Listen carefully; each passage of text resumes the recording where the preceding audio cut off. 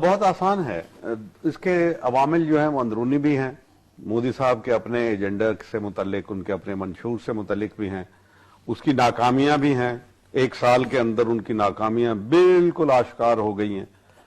اور دوسری طرف جو عالمی جدوجہد چل رہی ہے چائنا کے اور امریکہ کے درمیان، آپ کو معلوم ہے نا کہ جس کو وہ پیوٹ ٹو ایشیا کہتے ہیں، یعنی ساؤتھ چائنا سی کے اندر لے جانا چاہتے ہیں اور بھارت کو اپنا پارٹنر بنانا چاہتے ہیں.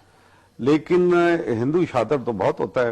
اس کو بھی پتا ہے کہ بھی پیسہ کس کے پاس ہے. امریکہ کے پاس تو پیسہ کوئی نہیں ہے. پیسہ اگر ہے تو چائنا کے پاس ہے. لہذا یہ کھچ کے رہ گئے. اس کو کہتے ہیں ڈائیکاٹمی یا 2 کشتیوں کا سوار ہونا. بیرونی سطح کے اوپر تو وہ اس کا شکار ہے. میں اس کی کچھ تفصیلات آپ کو بیان کروں گا. جی جی. اور اندرونی سطح کے اوپر جو انہوں نے ایک غیر فطری اپنا ایک ایجنڈا یا منشور مقرر کیا تھا، جس میں ہندوتا، یعنی ہندو کا غلبہ ان کے ریلیجن کا، ان کے سوچ کا، ان کے فلسفے کا، جو کہ میرے خیال میں کہ نان فلسفہ ہے ہی نہیں. کسی قسم کا کوئی فلسفہ تو ان کے پاس ہے نہیں. بلکہ اگر پڑھے لکھے ہندوؤں سے آج آپ بات کریں تو وہ شرمندہ ہوتے ہیں کہ یہ ہم کن بتوں کو پوج رہے ہیں. لیکن ایک چیز وہاں چلتی رہی بہت عرصے سے، ایک ملمہ سازی جو کانگریس کرتی رہی کہ ہم سیکولر ہیں. اور سیکولرزم میں مسلمانوں کو بھی دھوکہ دیا جاتا، اگرچہ وہ بھی برہمن تھے. اب نہرو کی اگر آپ وہ وصیت پڑھیں نا، جس وقت اس نے کہتا ہے کہ مجھے چتا کے اوپر جلایا جائے، اس لیے نہیں کہ یہ ہندو رواج ہے، رسم ہے، بلکہ اس لیے کہ میں اپنی راکھ بکھیرنا چاہتا ہوں ہندوستان کے پورے خطوں میں جہاں اس کو کسان چلائیں گے. یعنی تھا تو انٹلیکچولی بہت. اور کچھ گنگا میں بہا دی جائے کہ گنگا جو ہے وہ ماضی ہے ہندوستان کا اور مستقبل ہے اور حال ہے. یعنی اس قدر چالاکی کے ساتھ یہ بتانا کہ میں سیکولر تو ہوں لیکن اصل میں ہندو ہوں. تو یہ ساری داستان جو چلتی ہے ان کی، جو تھیسس یا نیریٹو کہہ لیں، اس کے اندر کہیں نہ کہیں آر ایس ایس موجود تھی. یا جس کو ہم سنگ پریفار کہتے ہیں، جس میں ہندو مہاسبھا، بجرنگ دل، دیگر جو یہ جماعتیں، ان کو راشٹریہ سیوک سنگھ کا بھی آر ایس ایس اس کو کہتے ہیں، راشٹریہ سیوک. اس کی سب سے بڑی جو گروپ تھا وہ آر ایس ایس تھی. ابھی آر ایس ایس کا نقطہ نظر کیا تھا؟ وہ کہتے تھے کہ یہ جو ہندوستان کی تقسیم ہوئی ہے یہ غلط ہوئی ہے.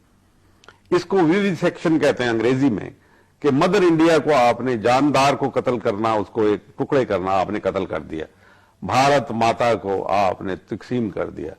جس کی وجہ سے جن سنگھ اور یہ دیگر لوگ جو تھے، بجرنگ دل اور آر ایس ایس، یہ مل گئے اور انہوں نے گاندھی کو قتل کروا دیا. گاندھی کو جو قتل کرنے والا آدمی تھا اس کا نام تھا نتھو رام گوڈسے. اور شروع میں تو وہ شاید مسلمانوں پر ڈالنے کی کوشش کی، وہ ڈالنے کی کوشش، لیکن انہوں نے خود اعتراف کیا کہ ہم نے مارا ہے. آج نتھو رام گوڈسے کو ان کی حکومت بنی ہے نا، اصل میں یہ آر ایس ایس کی حکومت ہے، بی جے پی کے نہیں ہے، وہ ملمہ سازی ہے.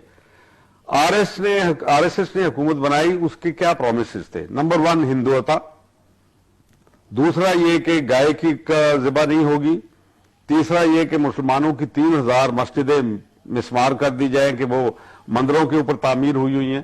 ایک تو انہوں نے ایودھیا میں جو کی تھی بابری مسجد، اس کو تو کیا اور وہ آج تک وہ چل رہا ہے مقدمہ. دوسرا یہ کہ کشمیر کا جو آرٹیکل 370 جو اسپیشل سٹیٹس دیتا ہے کشمیر کو، اس کو ختم کر دیا جائے گا. اور پھر اس کے بعد کہ ہم بہت بڑی طاقت بن کے ابھریں گے. اور جو آخری اور زیادہ اٹریکٹیو اس کا پورشن تھا کہ یہاں ہندوستان کو ہم بہت بڑی انڈسٹریل پاور بنا دیں گے. انڈسٹریل پاور سے مراد یہ ہے کہ وہاں انڈسٹری لگے گی، جس کی وجہ سے کارپوریٹ انڈیا، جس میں لکشمی متل ہوا، ٹاٹا، برلا، امبانی گروپ، یا آپ کہیں کہ یہ جو اس میں سے 2-3 نام تو ایسے جن سے ہمارے پرائم منسٹر صاحب کے برخوردار ملے بھی ہیں. جی، جن سے ملتے رہتے ہیں. یہ ان کے آپس میں ایک دوسرے کے ساتھ بڑے اندرونی تعلقات جاری رہتے ہیں. اور ریلائنس گروپ، آپ جانتے ہیں نا کہ یہ لوگ جو ہوتے ہیں نا یہ انٹرنیشنل سٹیزن ہوتے ہیں. ہمارا بھی بگ بزنس مین ہے، ہی از انٹرنیشنل سٹیزن.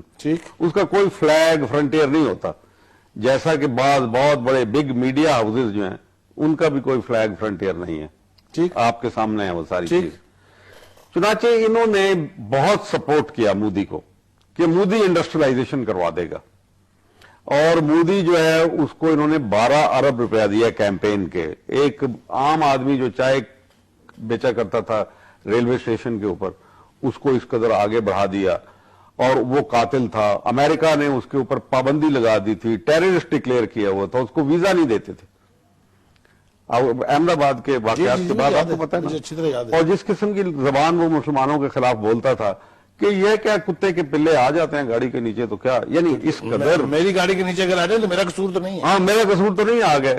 3,500 مسلمان مروا دیے احمد آباد میں. وہ گودرا ٹرین ایکسیڈنٹ جو اس کا باعث بنا, وہ نریندر مودی صاحب نے خود کروایا تھا. یہ اس وقت بعد میں مہاراشٹر کے کنفیشنز کیے لوگوں نے. لوگوں نے نہیں, سپریم کورٹ نے فیصلہ کر دیا. سپریم کورٹ کا, ان کے انڈین سپریم کورٹ کا فیصلہ ہے. تو چنانچہ حسن سوامی نے وہاں کنفیشن کیا کہ یہ ہم نے خود کرایا. ہم نے خود کروایا. کرنل پروہت نے کہا میں نے کیا تھا. کرنل پروہت تو بیچ میں پکڑا ہوا نا, ابھی تک مقدمہ چل رہا ہے, کچھ ہو نہیں رہا. اور جو ایمونیشن جو RDX آیا تھا وہ انڈین ڈیپو سے, وہ اس کے اوپر جنرل صاحب میں آپ کی سمجھوتا ایکسپریس